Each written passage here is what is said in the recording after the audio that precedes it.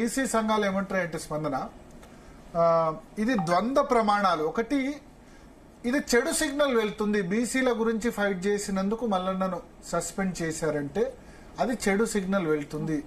మామూలుగా అయితే వాళ్ళ పార్టీ నేతల మీద విమర్శలు చేస్తే సస్పెండ్ చేస్తే మేమేమనకపోదు. కానీ బీసీ ఇష్యూలో బీసీ కులగణను వ్యతిరేకించినందుకు ట్రాన్స్పరెంట్ గా జరగలేదు అన్నందుకు గనక సస్పెండ్ చేస్తే అందుకని మేము ఇంటర్ఫియర్ అయ్యామని వాళ్ళు చెప్తున్నారు.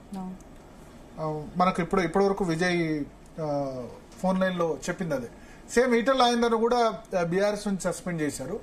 సో ఇట్లా ప్రతి పార్టీ కూడా బీసీని ఈ విధంగా సస్పెండ్, బీసీలకు ఒక న్యాయం, రెడ్డి లీడర్స్ కు ఒక న్యాయం. ఇంతకుముందు బక్క జడ్సన్ కూడా ఇదే విధంగా సస్పెండ్ చేశారు అన్నది ప్రధానంగా వాళ్ళు చెప్తున్నారు. దానికి తన సస్పెండ్ తో దేశంలో బీసీ ఉద్యమానికి పునాది పడుతోందని కూడా మళ్ళీ స్టేట్మెంట్ ఇచ్చారు. బీసీ ఉద్యమం ఇంకా తీవ్రతరం కాబోతుంది అనుకోవచ్చు. అంటే దేశంలో కంటే ముందు తెలంగాణ రాష్ట్రంలో కావాలి. ఒకటి, ఇది 1 month కు సంబంధించిన ఉద్యమమే కాబట్టి దీని మెజర్మెంట్ ఎక్కడి వరకు దీన్ని వెళ్తుంది అనేది మనం చెప్పలేం. 1 month క్రితమే స్టార్ట్ అయింది కాబట్టి ప్రీమెచ్యూర్ స్టేజ్ కాబట్టి దీన్ని మనం కామెంట్ చేయలేం.